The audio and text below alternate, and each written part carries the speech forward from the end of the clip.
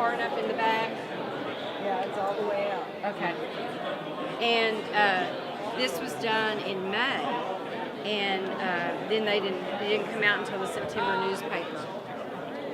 Are those good?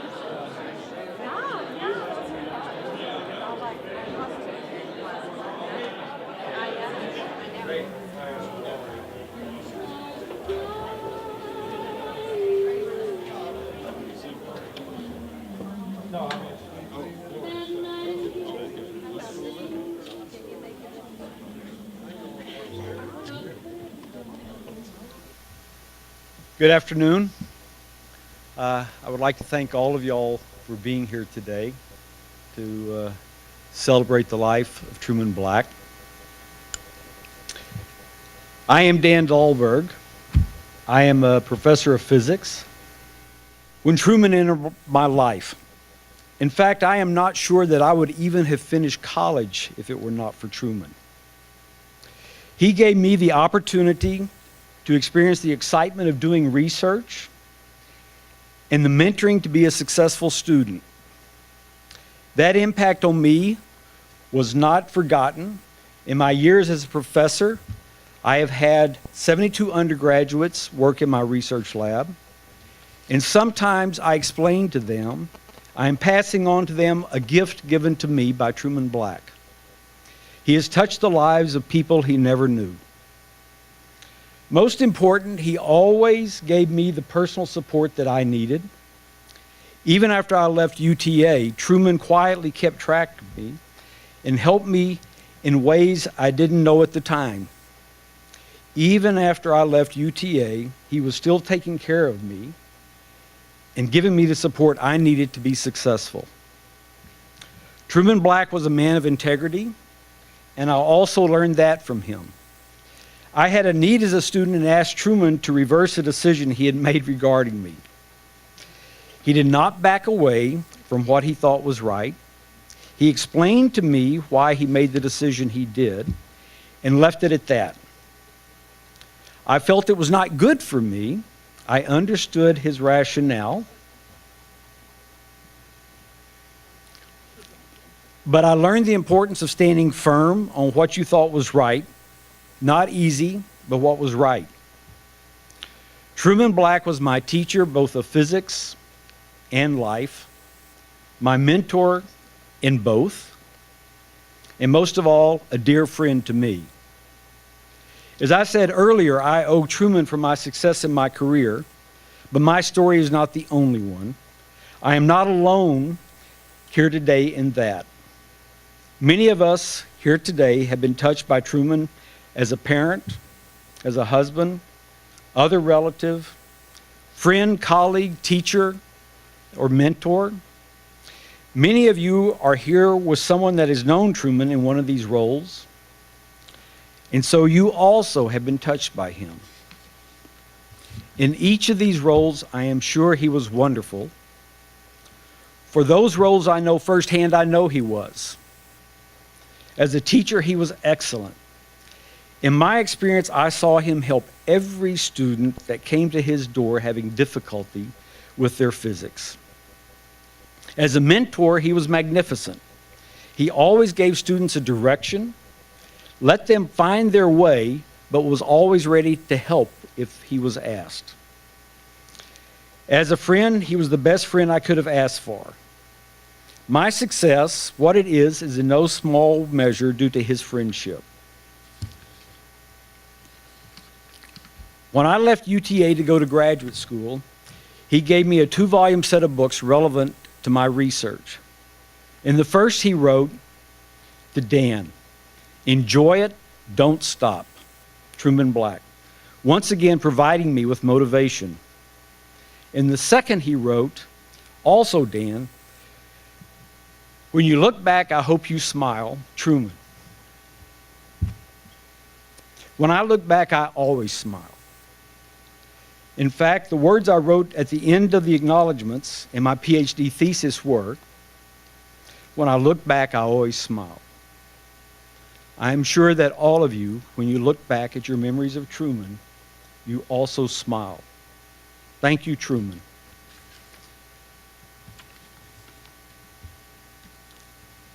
The next, I would like to introduce his daughter Beth and his granddaughter Mina. I'm done, you can go, okay? Hi. I'm not used to a microphone, so bear with me. I'm Beth. I'm Truman's daughter. And when I think of my dad, I think of physics. I think that... Okay, well, I'm going to do that again. I'm going to move the chair. Is that better? Okay. Well, I'm Beth. I'm Truman's daughter. And when I think of my father, above all, I think about physics. And when I think of him being a physics teacher, I don't think of it as something that he did, but something that he was. And it impacted pretty much every part of my upbringing. As I stand in this science building looking out here, I see lots of physicists. Some probably are physicists that I don't know. And I wonder how many of you have children like me who are not at all inclined toward science. And so I've made a little list of the things that might be a little hard for your children as they grow up under the guidance of a physicist. And maybe you can have a little bit more compassion for those of us that don't get it. Don't look at my brother for any confirmation. He's an engineer, which in my opinion is pretty much the same thing, so y'all are all lumped together. But in my experience, it can be a little bit tricky. One of my very first memories as a child is actually learning how to say the word physicist. My mom practiced with me for weeks because we had to go to Pope Elementary School to sign me up for first grade. And I had to say my name, my parents' name, our address, and what my father did for a living. And all my friends, my dad's a doctor, my dad's a lawyer or whatever, and I had to say physicist in some way without sounding like I had a lisp. And it was tricky. And I practiced, and I did, and my biggest memory is saying it out loud and the secretary at Pope Elementary School asking how to spell it. But Mom did that part, and that was okay. There were two phrases that I learned very early on because of my father. One of them is the physics of the situation. I don't know if you hear that or say that, but I would, as a child, be packing a suitcase, packing a box, and trying to get more in that goes, and it was, Beth, you don't understand the physics of the situation. Or building a sandcastle. I remember putting all of the sand in a bucket and then putting the water on top and trying to get it to come out. It wouldn't come out, and it's like, Beth, you don't understand the physics of the situation. And then it turned into a lot of science, blah, blah, blah, blah, about why it wouldn't come out, and I just wanted to make the castle. I didn't understand at all. Another phrase I was very familiar with is, wait, this is interesting. Because he wanted to impart knowledge all the time. And I'm not sure if the wait was because I was trying to get away, but it always seemed to be, wait, this is interesting. And he'd be reading Science Magazine, and I'd be 8 thinking, really, Science Magazine or Physics Today. And if it was Time Magazine, I could understand a little better and we could have a conversation. But I remember those phrases, wait, it's interesting, come here. But as I got older, a lot of the relationship I had with my father involved math homework, which was stressful for all of us. At the kitchen table, sometimes Mom and Brian would just kind of scoot to the other end of the house when we would stay and do math homework. And I remember two things in particular. One, coming back to 6th grade and having to review all the things that we had learned earlier but had forgotten over the summer. And I just wanted him to say, okay, move the decimal place over here. We're multiplying decimals. But that was never good enough. We had to always go back to the basics. And we had to start from scratch. And we had to learn it all. And that was pretty much our experience doing homework at the kitchen table all the time. I remember in 7th grade, the quadratic equation. No, there was lots of fighting, but I'm calling it tricky, not torment. So when you hear me say tricky, what I mean is we were all tortured. But the quadratic equation was probably the biggest stickler for our tricky moments, because he always told me that understanding how things work or where they came from made life simpler. But for me, that wasn't it. I saw the equation, I saw the problem, I'd plug it in, I'd get the answer, and then I'd go watch TV. But he wanted me to know where the equation came from. And this is where the rule came. if you can't derive the equation, you shouldn't be allowed to use it. And I think I was one of the few people at Shackleford Junior High who had to prove to her father that she knew where the equation came from before she was able to do her homework, and then go and play or watch TV or whatever. So that was a very tricky situation for me as well. When I was 16, I wanted to borrow the car. Now, our house was always under construction, and I think we were standing in the garage, just like, Dad, can I have the keys to the car? It's a Barracuda. Wasn't real proud of that part of it, but I needed the car. My friends wanted to go somewhere, and I wanted to go too. And he picked up a screw, a wood screw, a sheetrock screw, I'm not sure. And then he picked up the car keys, and he said, if you can tell me if this is a left-handed screw or a right-handed screw, then you can have the car keys. So again, I'm thinking, this is just, who does this? This is not right. And then he goes into an explanation that there's an inclined plane, helically something, blah, blah, blah. And I'm thinking in my head, okay, my father is right-handed. It's got to be right-handed. It's a right-handed screw. And I don't know if I got the answer right or not. I don't remember going, but I do remember thinking, man, I know that people have to go through trauma to get the car, but this is hard. So it's just tricky business. I am just not a physicist. I'm not a scientist, but I am a teacher. And I taught third grade in the Coppell Independent School District, and those years teaching third grade were the most satisfying years of my life outside of caring for my own family. And something interesting happened this last summer, the last summer that we had with my dad. My first class that I had as third graders just graduated from college. And through the magic of Facebook, they're finding me. I have moved. They have moved in many different directions. I'm getting letters, phone calls, visits from people who are remembering third grade, and they want to share with me, oh, I'm going to law school. I'm going to be a politician. I want you to work on my campaign. One of them was a mom who called and said that her daughter loved math because of me, which I can't imagine, but it's been an amazing experience. And the reason that they've been able to reach me is because of Facebook, but the reason they want to reach me is because of my dad. Because it turns out that all those years of wood screws, left or right-handed, and wait, this is interesting, and deriving quadratic equations, I was learning something. I was learning how to never give up on a student. I was learning how to be a part of a student's life after they leave the classroom, and I was learning how to be a mentor. And I have my own Dan Dahlberg. Her name is Elise, and this is her first year teaching at Cottonwood Creek Elementary in Coppell. And she called me the other day to say that she told her students on the first day of class about me.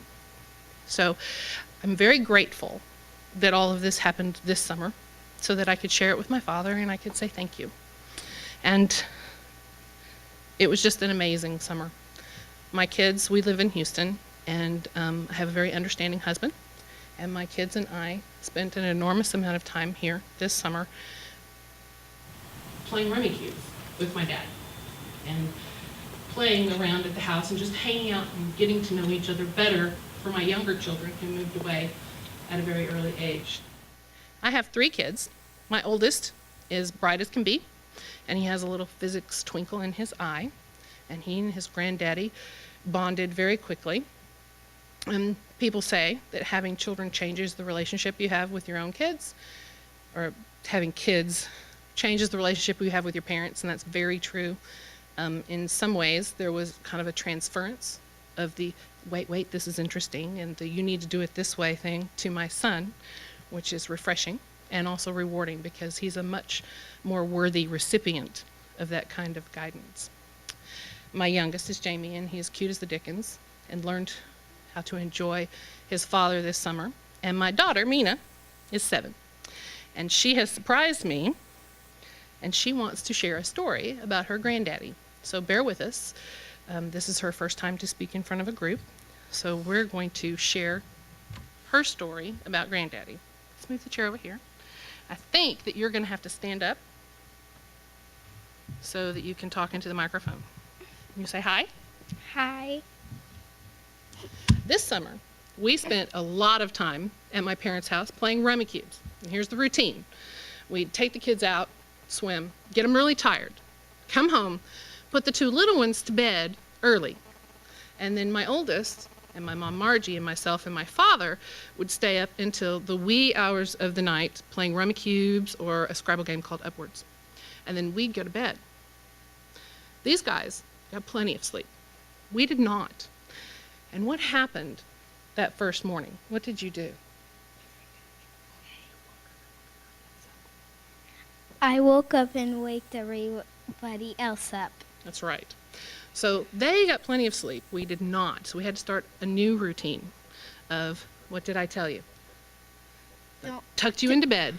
When you wake up, what do you not do? Don't wake up anybody in the house. That's right. What did you actually do? I went to Granddaddy's room. That's right. So I woke up thinking, okay, my poor dad, he's tired. We've kept him up all hours. This isn't right. And I walk into the room and I'm whispering, stop that. Where were you? Where were you sitting? I was sitting on Granddaddy's Belly. belly. So I walked into the room. The bed is set up this way. The TV's over here. So he's lying on his back, snoring away with his belly up like this. She's sitting on his belly with the remote control. And he's still snoring. I'm whispering not to wake him up. What was your baby brother doing? Driving cars up and down his face. So my youngest was driving up, I think it was actually a truck, and he was driving the truck across his little bald head, and Granddaddy was still snoring. And all I could think was, oh no, it's been 3 hours since we stopped playing games. We're gonna wanna play again tonight. He needs rest. So, shh, stop it.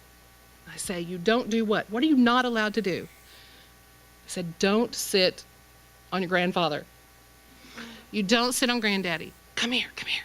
And then I hear my father. We're fine. Go away. Leave him alone. As he would have done anything for his grandkids to spend time with him, even if it meant having to lie there with them sitting on top of him and driving cars all over their face. So thank you for coming today. We appreciate it.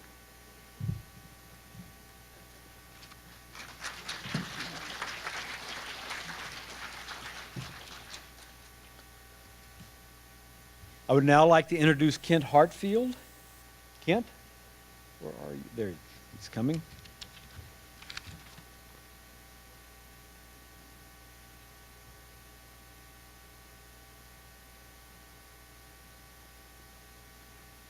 Hi, I'm Kent Hartfield. I was one of Truman's students during the 70s, most of the 70s actually. And before I start, I want to make a couple comments about what Beth said. First of all, there is a difference between physicists and engineers. Engineers are trained to go out, solve problems, and complete projects. And physicists are trained to go, I wonder what happens if I do this. Oh, I wonder what happens if I do this next. So that's the difference. And the second comment is I would like you to call my daughter Kate so that you can explain to her that she was not the only one that went through math with her father that way. This is kind of going to ramble here. Random thoughts, several pages of them. The first time I saw Truman, he was having lunch. It was around 1973, and I was working in the faculty dining room in the student union. For me, it was good work. It was the first job I had where I didn't have to leave campus. I just had to go behind the cafeteria, put on an apron, and get to working. The lunchroom was a prestigious place. Very ornate, very formal, very quiet. All except this one table. At that table, a round one in the very center of the room, was Truman, an art professor named Stiegel that I also had classes from, and I had not met Truman before, and several others whose names have faded in time. The people at that table were loud and joyous. Maybe some people would think obnoxious. They were not at all concerned what other people thought of them and their actions, not afraid to discuss any matter that came to their attention, and be at once assertive about their positions and perhaps a little sarcastic to people who had other ideas. and all without this leading to bad feelings between them. I knew that because they would reconvene day after day, and nobody being particularly upset about how they fared from the previous day's discussions. This was news to me. I had come to believe that at college the professors were supposed to be formal and stuffy and revered as they pontificated to us uneducated tatterdemalions, scallywags and ragamuffins, thirsting for knowledge. So I learned something there, that professors were just like everyone else, and they were approachable and willing to discuss. The other thing I learned from that particular table was that professors could also be extremely careless with their food, as well as eating utensils, as a lot of it ended up on the floor. And the area around that particular table was always receiving the bulk of my attention after lunch was over with the Kirby vacuum cleaner. Well, the next semester or so, I had Truman for the first time in a physics class, and he was approachable there too, so the initial good impression continued. The class was somewhat early in the day for him, and that was when I learned that some people need a lot of coffee to get going in the morning. And sometimes that was all what the first 10 minutes or so of the class was about. It was also when I found out that it was okay to show off your new toys when you got them. And it was in that class when I found out about the HP 35 and the HP 45 from Truman, because he had them the day they came out. I thought I was the only one that did that with my toys, showing them off. Not long thereafter, I got hired by the physics department and began hanging around in his lab, and that seemed to be okay with him. So later, when I moved on to grad school, I ended up in his optics lab, where Ron Roberts was working and where Chapel Musselwhite had been not too long before as well. I liked it because something interesting always seemed to be going on there, and it was pretty informal and not quite so intense as some of the other labs seemed to be, and keeping things clean and neat didn't seem to be of concern, and that worked for me. My wife Sheila first met Truman at a physics party held at Betty Johnson's place for Greg McDaniels. I think perhaps it was when he just got his master's. Betty was Greg's future mother-in-law. Anyway, when Truman saw Sheila for the first time, he made a beeline towards her. And he said, "You know, you have the best looking teeth I have ever seen." And then proceeded to inquire about the history of her teeth. Had she had braces? What were the brushing and flossing schedules? And asked to have a better look at them. Open wide. He inspected the molars. She became good friends with him in spite of this. In my tenure at the physics department, I learned a lot from Truman that I was able to use in my later life. I learned to make and pour cement. I learned a little plumbing. I learned to set railroad ties for landscaping. I learned in the 70s that there was such a thing as a cordless screwdriver when nobody else had one. In fact, it was probably 10 or 15 years before I saw another one. I learned in cabinetry that nothing is ever square and fits exactly, but you can always hit it hard enough with a hammer to make it look square and fit in the space available. I learned that you can, with a little helium, a little liquid nitrogen, and some balloons, that you can keep elementary through high school students in awe for more than an hour. I learned about partying from Truman. Lots of parties at Truman's. Also some at Ulrich Hermann's, just down the street. And that made both Sheila and I a part of the physics community. Truman's parties involved alcohol, nitrogen balloons, and ice creams. Ulrich's involved games and dancing and people with German accents. It was quite a spread there. I learned a little physics from Truman too. Just a little. I was never a very good student. I learned, though, that when you start on a path of discovery, you don't always have to know exactly where you are going, like engineers do. And detours can be fun. Take a chance. Oh, and the other physics I learned from him was that everything is a harmonic oscillator when you model it. Life after school, I continued to be influenced and sometimes surrounded by second-order Truman. We bought a house almost directly across the creek from his house, so we got the first-order experience directly from him and his family, which often included those nitrogen bombs late at night. By second order, I mean many people who knew Truman became part of my life. When I went to work over at LTV, a place that's Lockheed now, I soon found that a number of people there knew him. As I settled in, I found that it appeared that everyone Truman had ever been in school with were working there. Jay Shivian, Robert Hemphill, Dayton Eden, and even long departed from LTV, Richard Claytor had been there at one time. Well, when I got there, Steve Bain was already there when I showed up. He had worked for Truman a bit too at UTA before moving on into the real world as I had. Over the years at LTV, destined to become Loral and then Lockheed, we had a steady stream of hires from Truman in particular and the physics department in general, mostly in the late 70s and early 80s. Besides Steve Bain, there was Stuart Crater, Paul Bro, Monty Sujay, now Green, George Hutchison, Monty Searcy, somebody that only I know because he graduated, I think, when it was still Arlington State College. Don Larson, here tonight, Carol Johnson, Mike Wharton, Andy Bevilacqua, Jim Thompson, Robert McCarty, Mike Shazler, who was really a math major, but he hung around in the physics department quite a bit, Francine Case, Randy Washburn, Ron Roten, and Marty Green. Even Chuck Hawkins, a semi-physicist who I tutored in physics lab, eventually showed up out there. Well, even when I was working, our family stayed very close. We even took a vacation together in Cancun once, although it was on that trip that Sheila and my wife and Truman got their first divorce, but fortunately stayed friendly. Being with Truman and Margie was always a great time. It was at their parties that Kate, our daughter, took her first drink of alcohol at 2 years of age and kept her very own wine glass there for years. It was also at those parties, observing physicists, that Kate decided and told us that she was never going to date a physics major.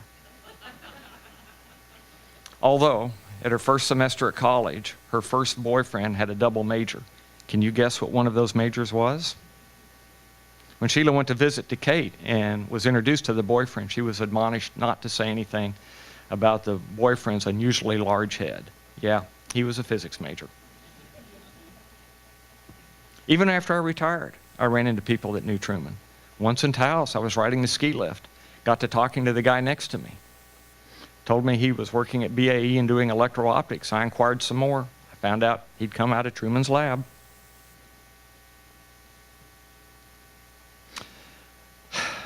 There's also a guy retired from geology. I'm not sure I'm saying his name right, Bill Basalm.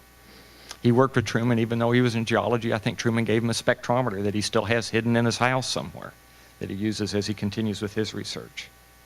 So what I'm sort of getting at is that in every place I've ever been since at UTA, Truman or his influences have popped up, and always for the better.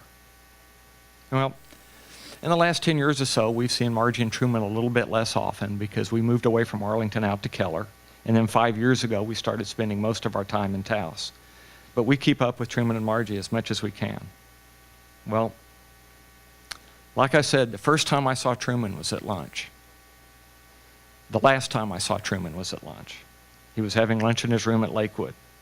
Not quite as loud and boisterous as the first time in the faculty dining room, but he still had some slightly provocative things to say to everyone that came in the room, and I still got to clean up after him. Thank you.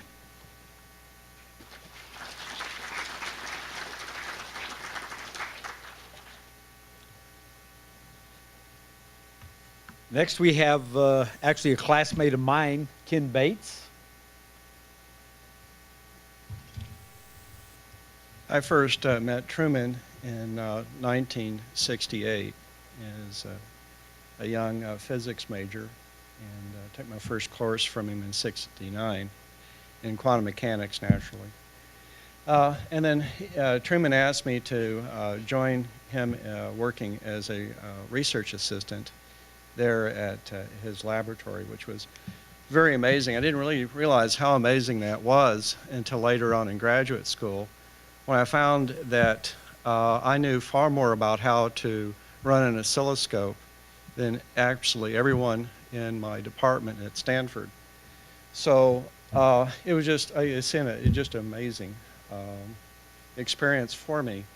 But the thing I remember most about Truman, he's probably the most independent human being I've ever had the opportunity to meet and to be friends with.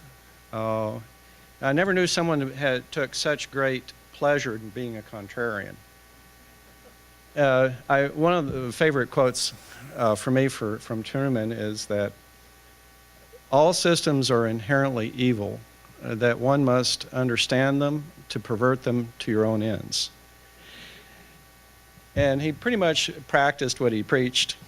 And but it's just amazing, all the people that whose lives he influenced. And as Kent said, that no matter where you go, you'll meet someone who has had the opportunity to cross paths with Truman.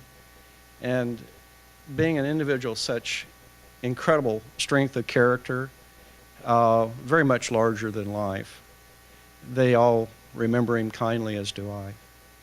So, I mean, that's all I have to say. I just appreciate the opportunity to be here with you and to share these experiences with Truman.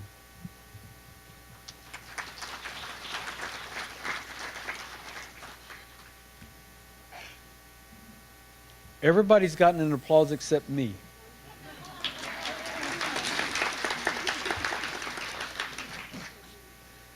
I guess I asked for that, didn't I? So it doesn't count. Thank you, Brian. So next up, we have Richard Claytor, a longtime friend of Truman's and Margie's.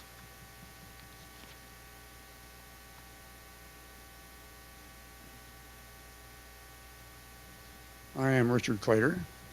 I'll try to be brief because I noticed that the list of people who want to speak is very long. But I considered Truman to be my brother, sometimes older brother, sometimes younger brother. Truman was actually 2 years younger than I. I met him in 1959 when he entered Wyse as a master's degree candidate in physics, and I was there as a sophisticated PhD candidate in physics. We had many good times together, and in the basement of the physics building at Wyse, mostly messing with strange equipments of one sort and another. Truman and I shared many loves, physics in general, magnets, messy offices, coffee, that sort of thing. But we also had a great time torturing one another with various practical jokes and so on and so forth. Halloween, we both competed on decorating for Halloween for many years. I think I probably would give Truman the prize for the best. But the one particular instance of a practical joke I must tell you about. Truman had completed a remodeling of his house with the installation of some plaid wallpaper in his dining area. And I thought, well, this was a great opportunity because he was very proud of the job he'd done installing wallpaper. So I went out and I bought a nice brand new 30, 60, 90 plastic triangle of good size. And I took it to my shop, and I took about 5 degrees off of it. So instead of being a 90-degree angle, it was about 85 degrees. I took that over to his house, and I said, Truman, I really don't think your job is quite right. And I would hold up the triangle to various parts of his of his wallpaper, and he was just, incredulous. I mean, it was beyond belief that he would have made such an error. Well, anyway, eventually I had to confess what I'd done, but yeah, that's really true. So thank you very much. I have delighted in knowing Truman and Margie for all these years. That's a very, very, very long time. But Truman followed me to Texas Instruments in 1964. I followed him to Arlington in 1967. I stayed on an industrial path, and he went on an academic path. And I have to say that I don't think this quantity of people will show up at my memorial. So thank you. Bye. Next, we have Nelson Claytor.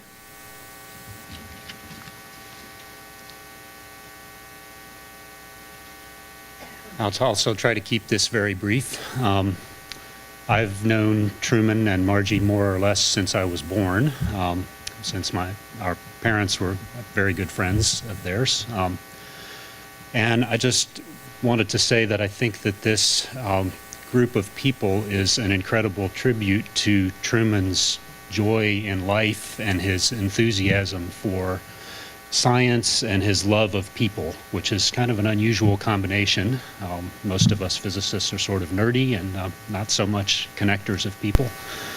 And it was really an amazing thing to see that out of Truman. I went off to college thinking that I wanted to be a physician, and I wound up being a physicist instead. Some of that is no doubt in part due to my dad, and some of it's no doubt due to Truman's influence. Watching his joy in science through the years was really fantastic. I think probably the best example of his joys in science and in people was cryotechnics that you'd often see at his parties. Cryotechnics involved filling a soda bottle, plastic soda bottle, with liquid nitrogen, partially filling it, capping it, and throwing it out into the backyard, where eventually it would explode with a very loud boom. And the people part was that inevitably the police would show up, and Truman would sweet talk them into moving on down the road and letting the party continue. So just hope we can all carry with us Truman's joy in life and science and people.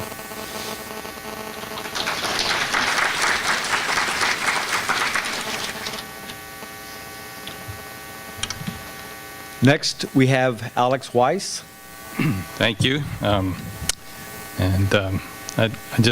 the chair of the physics department here at UTA, and it's very nice to see everybody coming back and see the many students of Truman and the many colleagues. And I just wanted to say a couple of words about the importance Truman had to the department, and I know the department was a very important part of Truman's life. He spent a very great fraction of his time here, and he made many contributions. He was actually one of the founding members of the department. He joined the faculty in 1965, the same year that UTA became UTA, and before that had been not a university, full-fledged university, and he was the first one to bring experimental research to UTA, and he came from Rice, and he had spent some time at Texas Instruments, and then was lured over here, and he was a major contributor to the formation of the graduate programs here at UTA. I met him in 1984 when I came as a young assistant professor, and my lab was right across the hall from Truman's lab, and I worked with positrons, and what I didn't know was that there had been a long-standing competition between the positron group here at UTA and the Truman group of electron paramagnetic resonance and optics. And Truman had a sign on his lab door that said the anti-positronic group, and which made perfect sense, because the antiparticle of the positron is, of course, the electron, which is what he did his research on. And but Truman was not only a mentor to his students, and he was a tremendous mentor. He had 25 doctoral students and 23 master students, I think many of whom are here now. But he was also a mentor to faculty and his colleagues, and he certainly was very generous and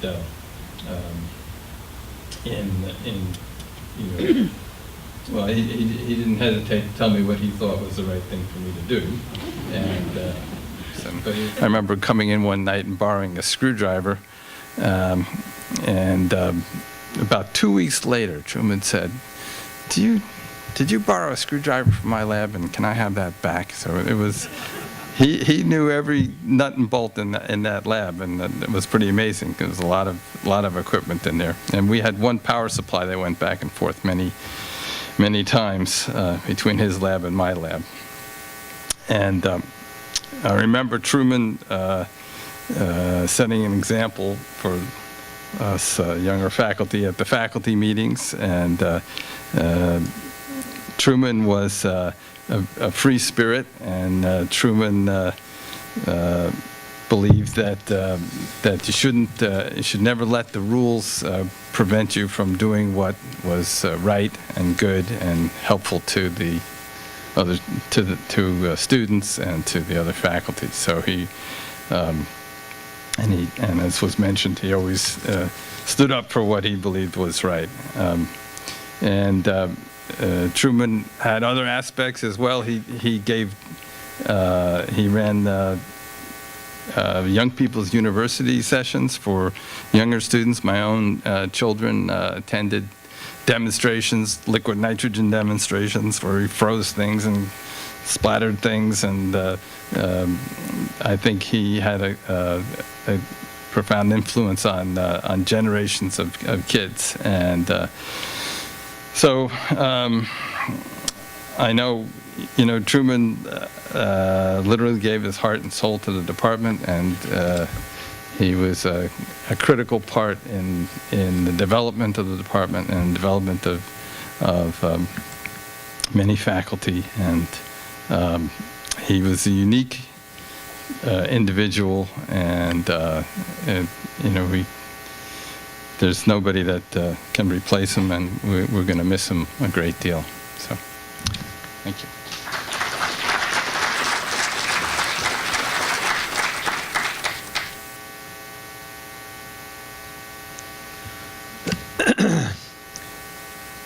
For those of y'all that are on the list to speak that have not been up here yet, I would encourage y'all to think about what you want to say and tighten it up a bit.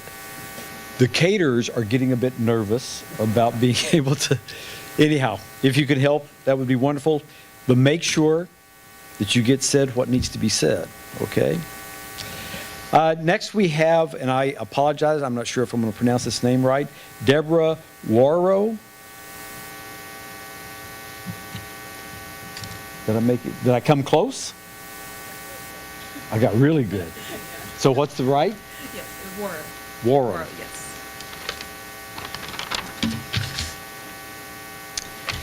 Okay, I'm going to say a few words on behalf of Robert Magnuson, which is a friend of Dr. Black's.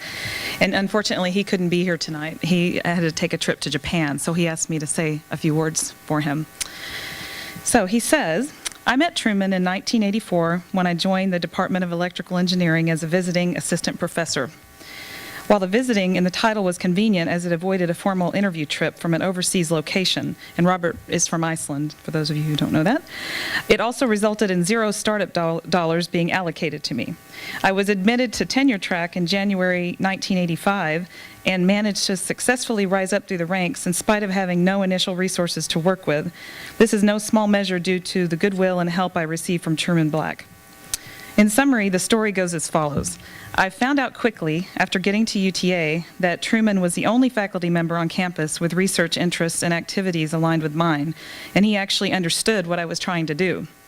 Continuing my PhD research, I plan to conduct research on laser-based holographic information storage in photorefractive optical crystals, and that's a field that is heavily equipment-based and understood by few. Fundamental questions in wave propagation and hologram properties in such spatial periodic media remain to be answered for useful applications. However, having no equipment of my own, Truman opened his labs and allowed me unlimited access. Thus began a research collaboration and friendship that remained till his untimely death.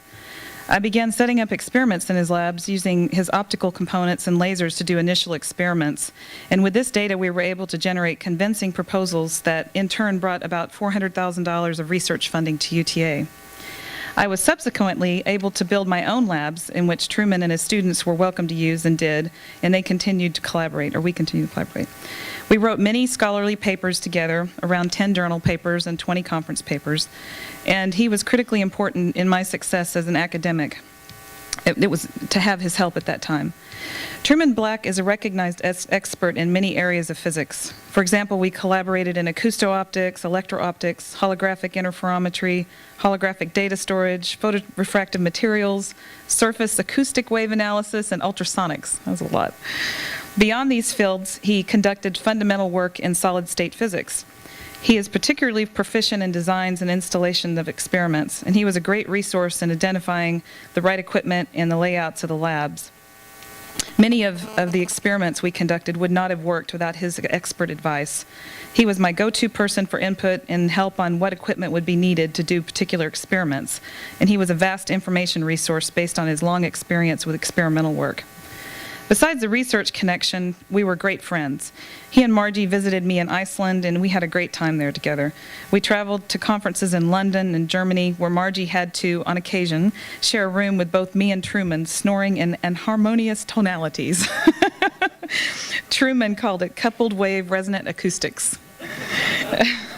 I will really miss him. I would like to now call on Ron Roberts. Well, thank you. It really is great to see this many folks here who have been influenced by Dr. Black over the years. Dr. Black was my graduate advisor from 1973 to 1975. And as Kent referred to earlier, I worked in the optics lab. And in fact, as best I remember, it was the first pupil in the optics lab. So when Dr. Black agreed to be my graduate advisor, he asked me what I might want to do. And there was this CO2 laser that was laying around that nobody seemed to be using. And I said, gee, I think I'd like to do something with this laser, maybe do holography. And what was interesting was the fact that, you know, not only had I never had anything other than basic optics and, you know, like Physics 101, and the fact that he never really had any elaborate education in optics, that didn't matter. It's like, you want to do this? Okay, let's go do this. And you know, I learned a very important lesson in that. You know, it's like, the fact you haven't ever done anything before, so what? If you want to do it, go after it. Dr. Black was really important to me because at that period of my life, I was going through a phase where I had been very uncertain of myself previously, and working with Dr. Black and being thrown in the deep water, which he tended to do. And Dan, as you mentioned, he always would offer to help, but if you didn't come knock on his door, he wasn't going to come down and volunteer for help.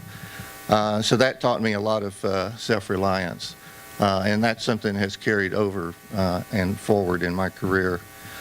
The one thing I do want to mention, and I've heard various people allude to it, and I want to use a particular word, and that word is fun. It was a lot of fun being around Dr. Black, working for him, and being involved with the faculty. I never imagined that being in graduate school was what it turned out to be. As others of you had mentioned, it was like a big party. I mean, every other week we were over at some professor's house, you know, having a party and all, you know, being sort of as one big group. And that was just, I don't know whether that happened before my time. I don't know if it happened after my time, but I always look at that particular period of time as just a whole lot of fun and a unique experience. Thanks, everyone.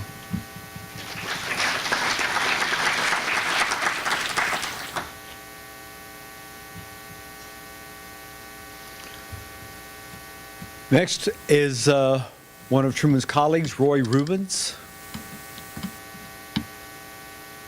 and one of my mentors.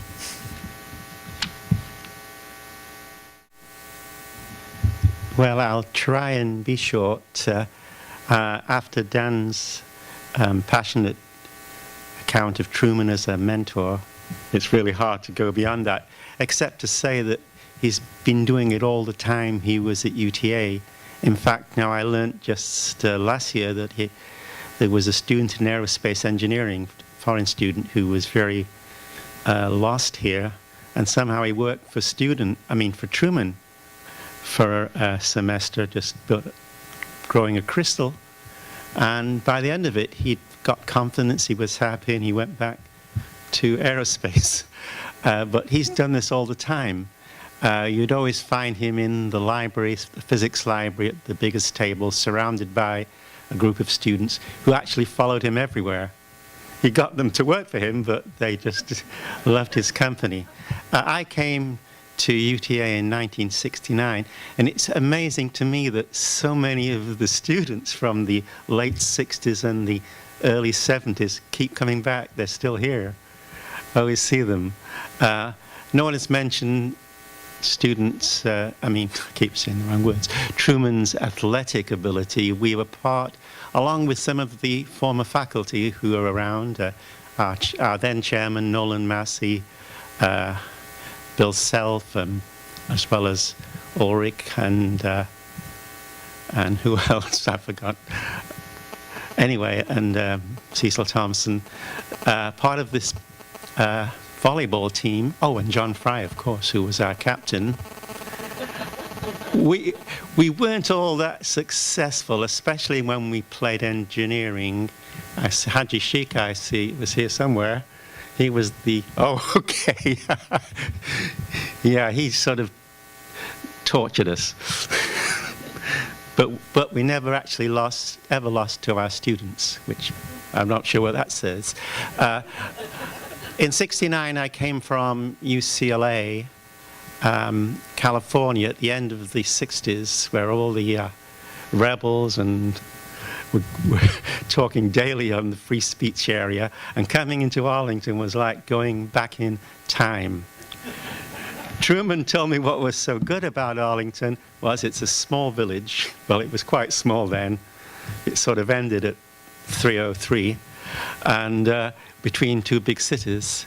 And as far as I can make out, there was only one coffee shop in town that everybody went to. It's hard to compare it with Arlington today, but Truman did enormous things in every aspect. The degrees we got, he was always on the space committee fighting chemistry for the area we shared, and I was with him on the library committee for all his time here.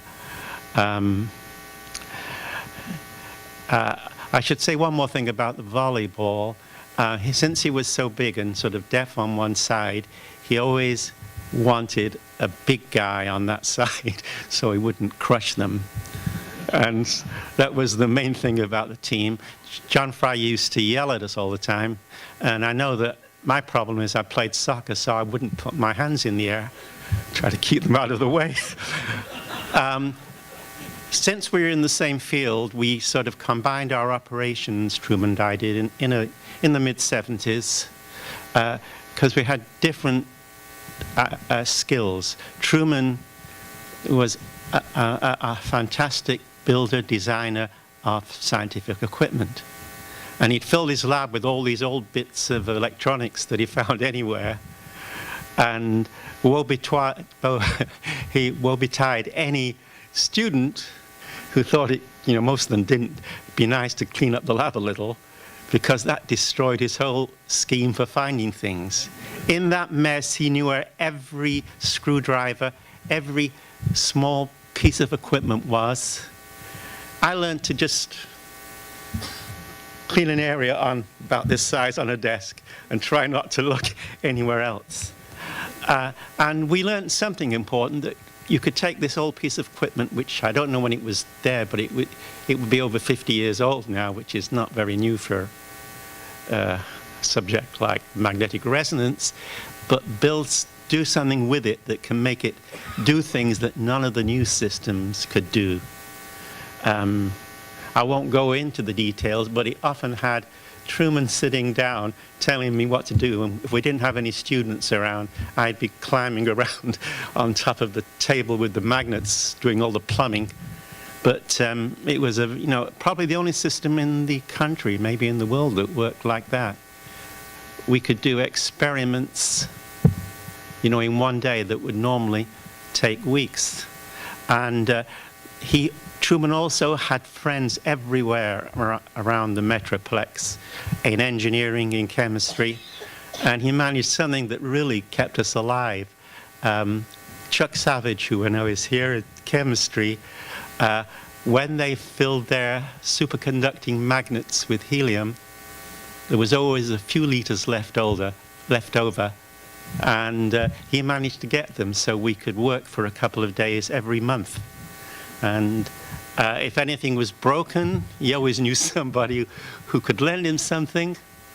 And then Richard Claytor helped a great deal with big problems when he was in the department.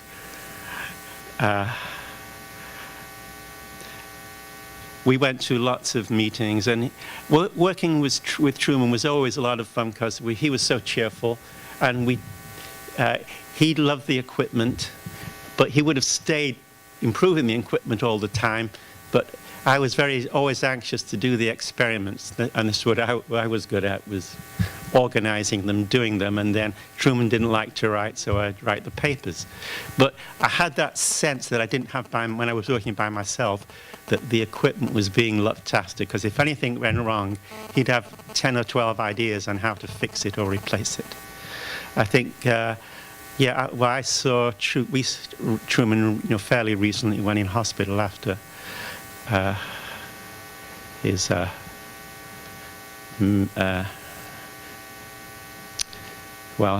his medical, forgot what the, no, pardon? Yeah, well, I wasn't going to go into the and he was just the same.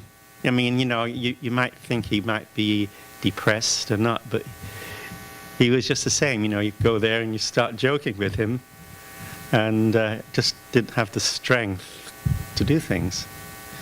Anyway, I miss Truman.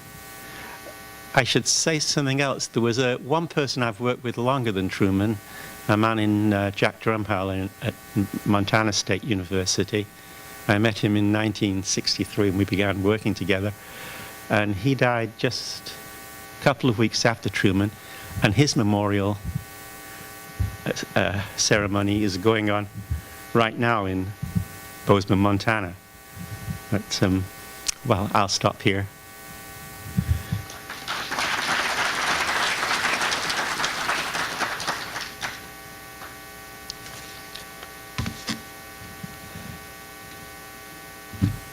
Longtime friends of Truman and Margie's, Kay and Robert Gazzelli are not here. They live in Italy now, but they sent a note that they would like to have read. Truman and Margie have been our friends since 1966. I have never had a better friend, and I have never met a man I respected more than Truman. I have always been in awe of his intelligence. He was probably a genius, and had he been interested in doing so, he could have focused his brilliance on endeavors for personal gain and affluence. But Truman was devoted to the things that mattered most to him: his wife and family, his students, and his university, and all that it stands for. But mostly, Truman was characterized by his honesty and his integrity, his civility and humanity, and his boundless curiosity. We have lost a dear friend and a rare individual, but I believe we are all better people for having known him.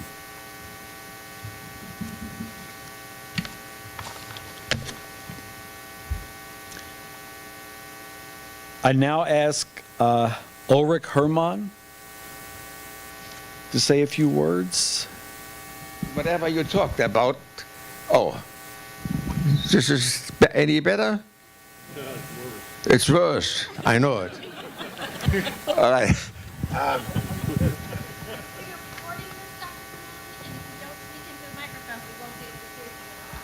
Oh, all right. right. No need to record. Everybody will be forgotten after a certain amount of time anyway. Well, anyway, what I always liked about the visit with Truman was I always came away with better spirits. He was a very positive person, and the only way to work was to have fun. So whatever he did, he was very enjoyable. The third reason is I had expected for Truman to say a few nice words at my memorial service. There are two things wrong with memorial services. Number one, it does not give sufficient account of the survivors. And I think we should all be extremely grateful for all the valiant efforts Margie has done to make Truman's last days, weeks, months, and years bearable. The other reason is memorial services I held after one is dead. That is ridiculous. After you retire, and after your days of creativity are over, but you still have most of the screws in your head, then you will enjoy a memorial service. Imagine how much Truman would have loved to have been here and heard all the nice things about him.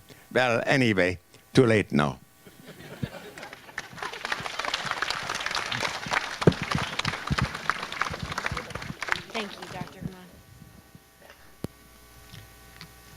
I will now ask Don Larson to say a few words. Good afternoon. I'm Don Larson. It's hard to follow Dr. Herman. I met Truman. He was the first time he was a professor of mine for a class was my first semester of electricity and magnetism as an undergraduate physics major. And he was real inspiring to the class. He walked in, he laughed, he introduced himself. He said, you know what? Electricity and magnetism is hard. And we were all going, uh-oh. But he was very, very helpful. And he got us all through it. And some 6 months later, I was working at the university for my first position here as one of his research assistants, as an undergraduate. And I got to learn how to do many of the things that I needed to do when I became a graduate student, working for him and doing the graduate work. Some of those things included drinking. He had the privilege of having a visiting professor from the Soviet Union come, Vladislav Kamatsky. And one of my first assignments as I was a graduate student, before I actually had a thesis topic, was making devices for the research that he and Vladislav were doing on surface acoustic wave devices. And so I learned how to make surface acoustic wave devices, and I noticed that as their research was coming to an end, they were getting in later and later in the mornings. And it was clear to me, at least, that Truman was hungover. I learned after I got my doctorate degree, and Truman hosted a party at Margie's in their house for me, why they were so hungover. Because Vladislav had sent a bottle of vodka for me. And after we'd been at the party most all the evening and had all these pizzas and everything else that we had, we sat down at the table, we opened the bottle of vodka, and it was empty before we got up. And oh, by the way, we were shooting a shot of vodka with a shot of Dr. Pepper, because that was what Vladislav learned while he was here in the United States. In fact, I helped carry or dolly at least 4 cases of Dr. Pepper up the stairs when Vladislav was leaving the first time he visited here.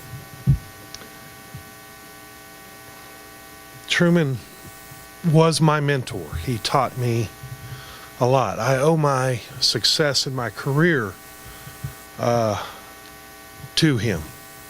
He taught me to enjoy what I did. he made it fun. My sister met him once. My oldest sister, Bobby, met him once. He was down sitting next to the old x-ray machine. It was before Christmas. I was showing her the lab, showing her the stuff I was doing. She didn't understand a thing I was saying. But she met Truman, and she walked away and she said, you know, he is probably one of the happiest men I've met in my life. She could tell that just from one meeting. My daughter is she's almost 20 now, and she's up visiting from Houston, and I told her what I was having to go do this afternoon. I was coming to this memorial, and she said, "For who?" And I said, "For Truman Black. He was my supervising professor." And she said, "You mean the helium guy?" She had met him when she was 3 years old, and he, of course, took a whiff of helium and spoke to her, and she just has never forgotten that. If he'd had nitrogen, I'm sure it would have been an explosive situation, but we were out at the time, so we didn't have any of it. There are just a few men in my life that I can count on and think of that made a difference in making me who I am. And next to my father, Truman's number 2 on that list. It was an honor to know him.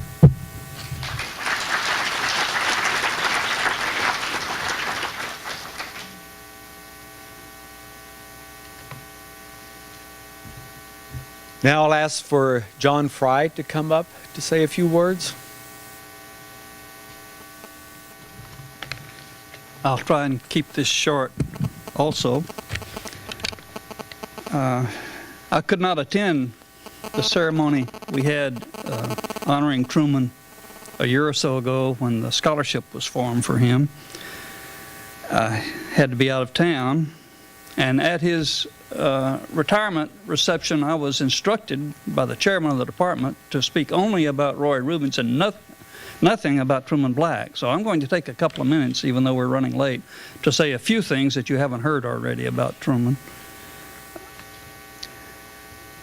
In 1971, I was desperately trying to get back out of the state of Louisiana and into Texas.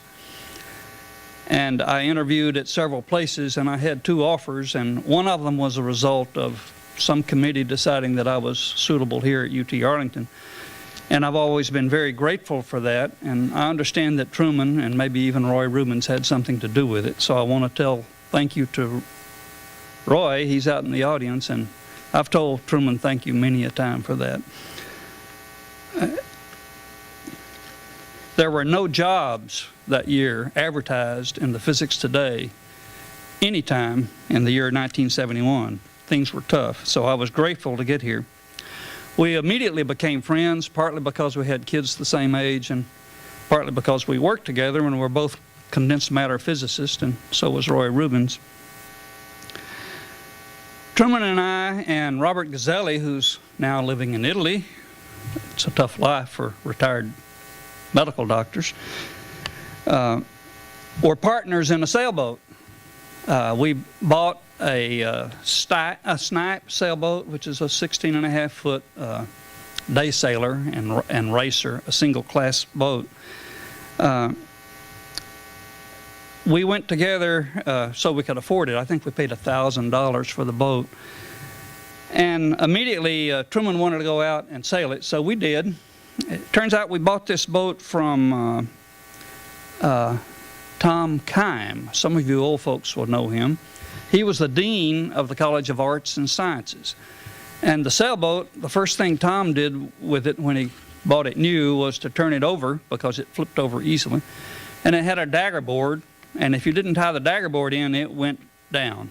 So he had to come to the department, and he wasn't happy with a wooden dagger board.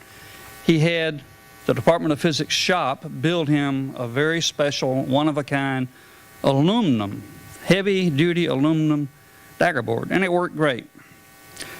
We went out with Truman the first time I went out with Truman in the boat, and the first thing I did was hook the chain on so it wouldn't come out.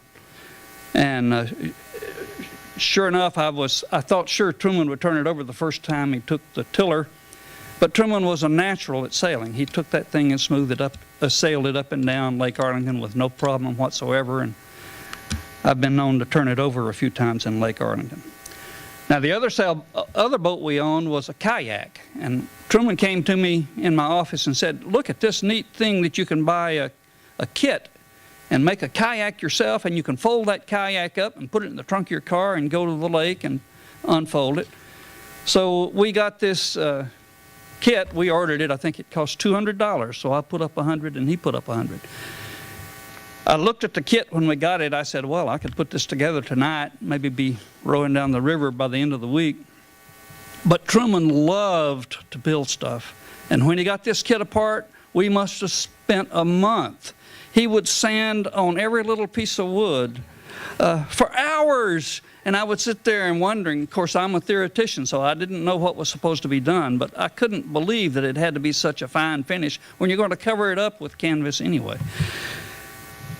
We had to take that thing on an experience. So we had a group, I think the Gazelles, and Margie, you may remember, I think you were there too. We were in, Truman and I were in the kayak, and Margie and the Gazelles and our kids were all in a big rubber raft, and that's another story. But there was a sharp turn in the Guadalupe River and a run we had to make down it, and we had been watching boat after boat turn over going down through that run, and Truman and I looked at each other and said, we can do this. So we each had these big kayak paddles, and we were going to steer that kayak that we had built, go down through, and at the very end where this enormous rock was, it was wiping everybody out, we were going to pull just right and turn and get through. Sure enough, we tipped and turned and twisted, and we got down, and we were about to hit the rock and managed to turn, just barely missed the big rock. We might have even brushed it, but we got through, and the people on the side cheered. I don't know what the families did. They were probably scared to death. We got through, and Truman held up his paddle to salute the crowd in victory, and when he held it up, Truman was so strong he had broken the thing off halfway down, so he didn't have anything but a stick. So we did it by sheer luck. But Truman was always about having fun, and he was fun to be around, and our families grew up together doing that. Now, there's some stories that even Margie doesn't know, and I hesitate to tell them all, but I've got to tell one or two of them. So one of the things that I want to tell, and she knows this story, a reminder of it. I see Jim Cook is out there in the audience. What year was it you retired, Jim? 79? Jim decided to, he was a young man at the time. He's still a young man. He's younger than me. And so we had a going away party for Jim Cook. Well, Truman and I got together. We decided we had to have a ceremony. So we were going to be his mother and father and wishing him best on his new career, being retired. So you can imagine Truman. He's not a little guy. He had on the cutest dress, and he had on a wig and lipstick, and he was, his name for the night was Sweet Pea. And I've forgotten what my name was. But Truman was a really great sport. Now, I'll have to censor some of these, but we had many a hotel adventure. And some of them were based upon Truman's procrastination or failure to do things at the right time. And often he would get to a conference and not have a reservation for the hotel room. So he'd end up having to move in and stay with some of the people who already had a room, and he'd get a bed or a cot, or he'd go downstairs and raise a fuss and see if he could get a room in a convention hotel that was completely filled. So one time in Los Angeles, and some of you may have been there were no rooms in the inn, and there was no cots to be had. We could not find any way to accommodate Truman when he showed up unexpectedly. So he ended up spending the first night sleeping in the same bed with a famous weightlifter in the department. So you can imagine who those two people were and what it might have been like. We were at a meeting in Washington. Same sort of thing happened, and Truman came in and had to stay with me. Well, we were in a room that was the size of a couple of these seats put together, but we had two beds, so we didn't have any trouble. And we had to go out to lunch that first day. Those were always great big meetings. They had 5,000 to 10,000 people in town, and we we had trouble finding a place to eat. So Truman said, hey, I saw a neat little sandwich shop down the way. Let's run down there, get a sandwich, and come back as soon as we can, and not miss such and such a talk. He had his schedule all marked out. So we walked on around the corner. Well, I got to looking a little seedy. Washington downtown can look pretty bad with a few steps. But we were walking, and he said, well, that place over there's got a line, but I see this one right here, there's no line at this. I see some faces that may know this story.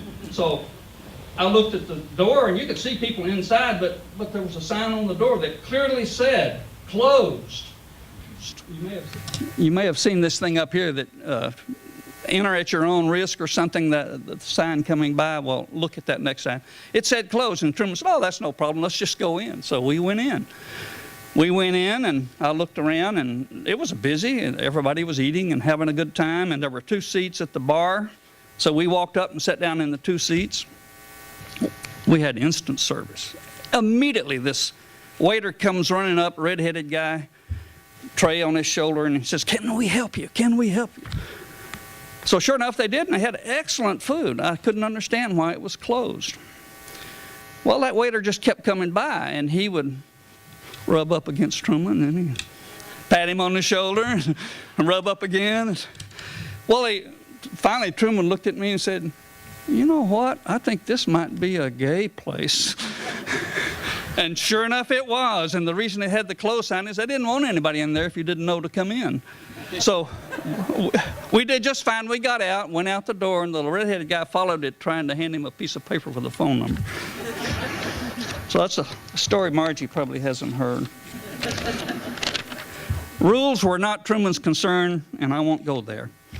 I have to say something about racquetball and tennis and volleyball.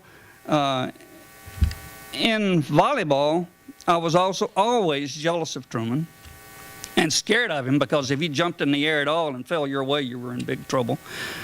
But I was a little guy, and I was short, and if I jumped as high as I could get about that high above the net and maybe spike a ball. But Truman could reach up like that and just knock them down. So we sometimes would be fighting because he liked to reach up and knock them down when they were close to the net, and I couldn't hit them unless they were close to the net. So we would often come together like that. Now, in racquetball is another story entirely. Truman was enormously strong and always a good athlete till his body wore out. So we went over and learned how to play racquetball together. I was a tennis player, and I knew how to play racket sports, and I caught on very quickly. But the first thing I learned is don't ever look back when Truman's about to hit the ball. Don't ever. And he hit the ball so hard that it would make a terrific crash. It was like there was an explosion going on behind you. A racquetball's a little ball like this. It weighs about, what, 6 ounces or something, maybe 8 ounces. But when he hits it, it's traveling at the speed of light. And if it hits you, you're sorry. And one time he hit me in the buttock, and it lifted me off the floor. So you do the momentum calculation yourselves, you physicists. Truman was famous for his vampire hours, I call it. He liked to work all night and sleep all day. When I was chairman a time or two, he would come into my office. I'd get to the office at 7:30 or 8 before the crowd to be sure the office help showed up. And then I'd work till about 6 o'clock. Well, that's about the time Truman was ready to come in and start talking. So I'd be loading up my briefcase, and Truman would rush in and say, oh, I need to talk to you about something. Well, Truman doesn't talk a lot, but when he does want to talk, he wants to talk, and he sits down and he'll grab hold of you. So I'd be there at 9 o'clock that night, and he's just getting ready to go to work, and I'm worn out. But I loved him anyway. Truman had a midlife crisis, and we don't need to talk about it too much. I had one too. Most of you who know me know mine. But he went out and had to have a Porsche. I think it was a 914. Is that right, Richard? A Porsche 914? He called it Yeller. Yeller, yeah, it was a Yeller Porsche. So he was bragging to me about it. He took me for a little spin in it, and I said, that's enough, let me out. And then he came in a few days later and said, well, I have to tell you about this accident I had. He had a beautiful young lady in the car with him. And he was going around the corner out in the country a little too fast, and he went crashing through a fence. Now, this is what he told me, but I later found out the beautiful young lady is sitting on the front row here. She'll hold it. It was Beth. So that was his midlife crisis. The other part of it was he lost about 100 pounds of weight briefly and looked strange and wasn't too happy about it. But he got over his midlife crisis, I think. We'll have to ask Margie about that. I have to cut this short, but you can't miss the Black Hole of Calcutta. Anyone know what the Black Hole of Calcutta is in the old physics building? Nobody knows the Black Hole of Calcutta. Room 110. Room 110 was the weighing place for a while, where we put our first weighing calculator. But when they remodeled the building, they designed something wrong, and the walls rotted, and some safety inspector came in. And that's another story I could talk about, and two of them are here, but I can't tell all those stories. Anyway, this thing had a fungus growing on it, and they condemned it completely, which is proper. But Truman decided it would be a good place to just hide old equipment. Any bum walking down the street who had a piece of equipment in his hands, Truman would take it and go provide a home for it. Not the bum, but for the equipment. So he had this room. It was a long, narrow, shotgun-shaped room. And he had it full of equipment. Well, somehow or another, we ended up with an extra sofa. And he said, let's put this sofa in that room. So he cleared out some stuff and stored that sofa. I was chairman at the time, so I heard about it and had to approve it. And it looked okay. He's just going to store the sofa in that room. Well, a few months later, I had a knock on the door from the police, and they wanted to report an episode that had occurred there. One of Truman's students, who's not here tonight or today, had been found in that room, 2 a.m. in the morning. Well, I think he'd been living there, but on this particular morning, he also had his girlfriend, and nobody had any clothes. So I had to talk to Truman to talk to his student to try to prevent that from happening again. So that's the Black Hole of Calcutta was the name for that room. Tony Clark knows something about it. It wasn't Tony.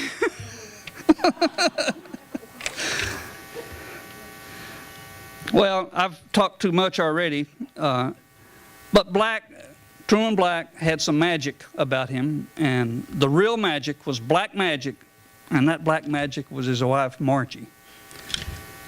She's beautiful, she's an understanding person, and she took care of Truman for many years when he was hurting much worse than any of you people knew. And we have to thank Margie for all she's done, and that's all I'm going to say.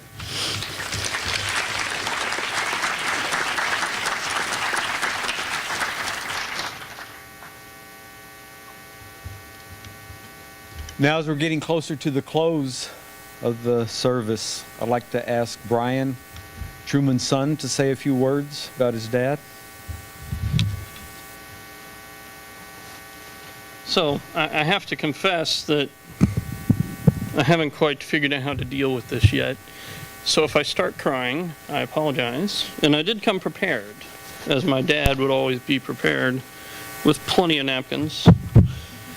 And I realize this afternoon that probably everybody in this room, I've grown up with you people. And you've probably already seen me cry, so it's no big deal that I'm just a little bit older today. I do have to confess, though, that I am not a physicist, and I'm not sure he was happy about that. He wanted me to be a physicist very badly. I was a physicist for 1 year in college before I discovered engineering. And, you know, the problem with engineering is it's a hell of a lot more fun. And we've spent the last 30 years stealing physicists' jobs and making money off of it. So thank you for creating technology and making it available for us. And I tried to convince him that I was a device physicist. Even though I was called an engineer, I was designing transistors, building technologies, you know, things like 2-micron transistors. But he never did buy it. He just called me an engineer. He was definitely a physics snob, which physicists are gifted at. And engineers are not snobs, right? So, anyway, this is a special event today. I mean, we've gotten together, this group of people, you know, hundreds of times over his lifetime. And, you know, this one is obviously particularly special. And, you know, we can't count the number of times we've gotten together. All the parties, the birthday parties, the anniversary parties. I'm going to keep looking at this. You know, the holidays of family and friends coming over. You know, all the UTA events, all of the kid events. I mean, I've seen half of you people at my soccer games. I mean, this is his family. It really is. And, you know,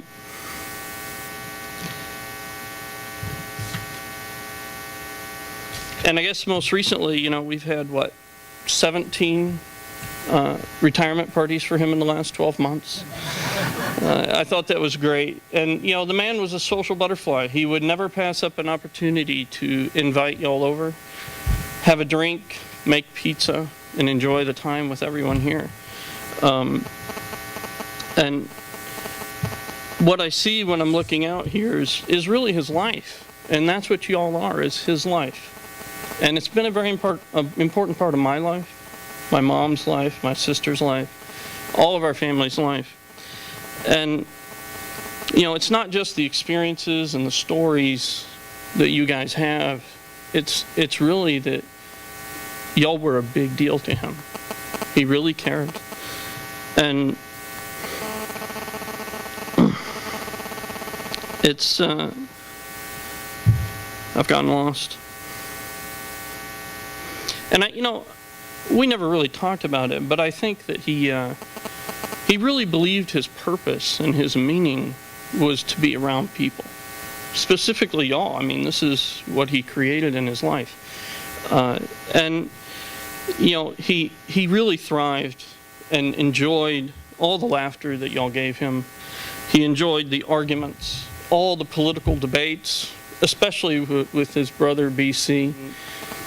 And the science, of course, he was infatuated with science, not just physics, but everything. He really was. And, you know, he constantly wanted to answer that question, what happened if I did this? In his whole life. Really, he did. And, you know, he truly embraced the love that you guys gave him. He really did enjoy the friendships. And he would never shy away from the difficult times, right? We were all very close to him. There's difficult challenges in close relationships, and he's never walked away. He's always confronted problems. You know, when he has a big fight with Sheila, he figured out how to turn it into a really serious bonding moment. You know, and I think he's done that with every one of us. And like I said, he never missed an opportunity to meet new people. I've watched this group grow every year, my whole life. I've really had a unique life experience having such a large family around him and getting to benefit from it. And, you know, as everybody's pointed out today, and I know you guys have all noticed, he was definitely very, very special. And it's not because he was a genius.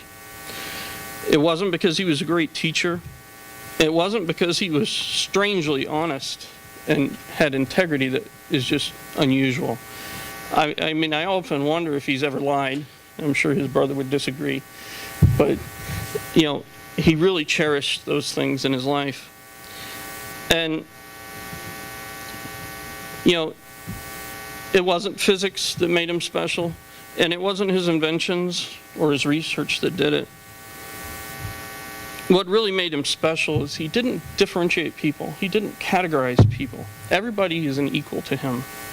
You know, he didn't think of this room as his colleagues or his neighbors or his students or even as his friends. Everybody here was his family. And he really focused on that, and he really did believe it. And it's true. This is his family. And, you know, I really feel like he spent a huge amount of his time, you know, filling his life with exciting and great people, you know, for his own selfish enjoyment, right? But he did give back to us, right? He really knew how to make us feel better, and he really wanted us to prosper and be happy and excited.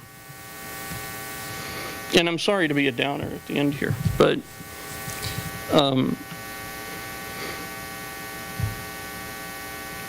and again, you know, I don't know how he did it, but he seemed to make everybody matter.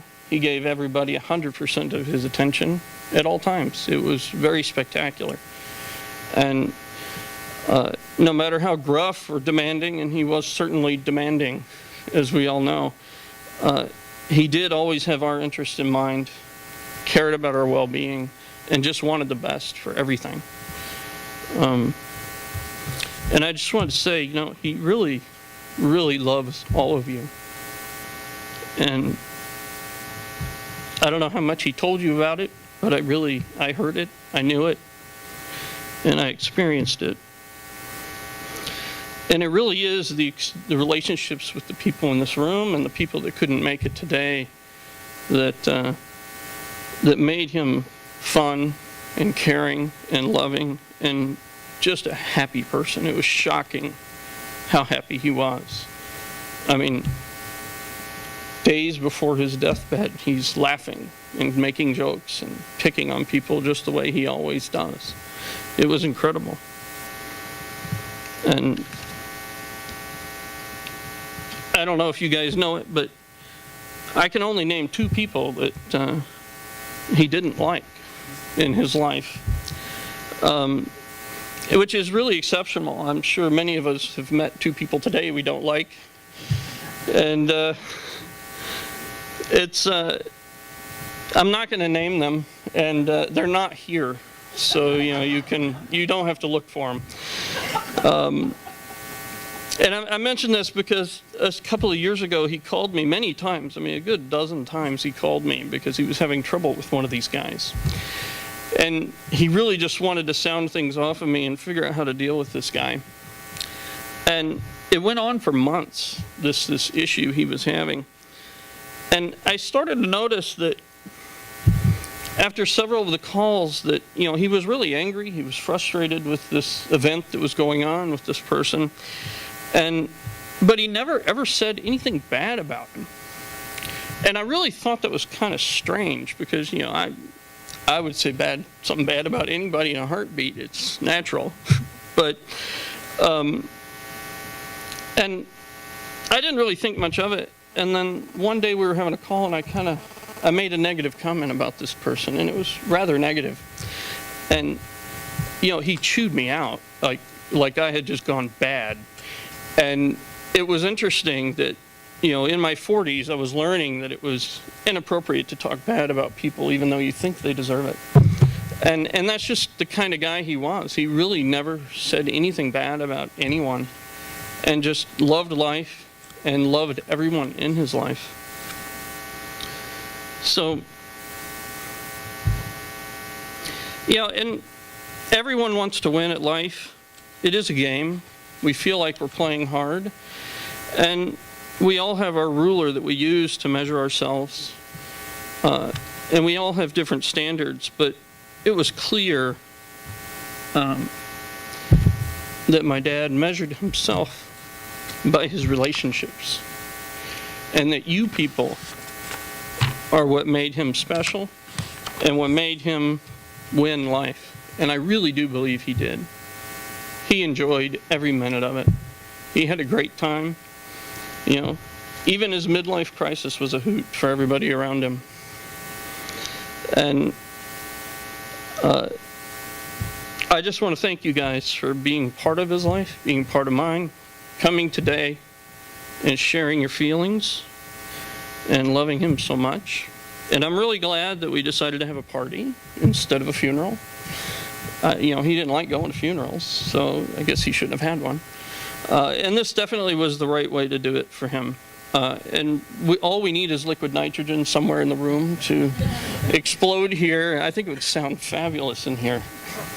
I'm surprised he didn't try it. But, and I guess I'll just wrap up and say, I got to see him quite a bit at the end. Not the last day, but quite a bit at the end. And I'll say never miss that opportunity. You know, run to your parents when they're sick and be there. It's priceless. And, you know, I'm proud to be his son. I'm glad that he taught me everything about him. I'm glad I'm a procrastinator. I'm glad I stay up all damn night. I'm glad I go to work at noon or 1 o'clock and come home at midnight. I'm glad that the rules don't matter in my life and I get to change them. And he gave that to me, and it's wonderful. And I guess the last thing I want to say to him is that, you know, it was a joke in the family, but the reality is Benji did do everything. It was never my fault. So, thank you for coming, guys.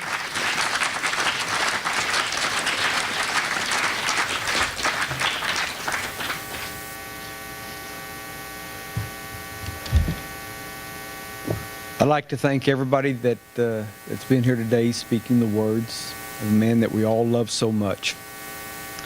He will be greatly missed.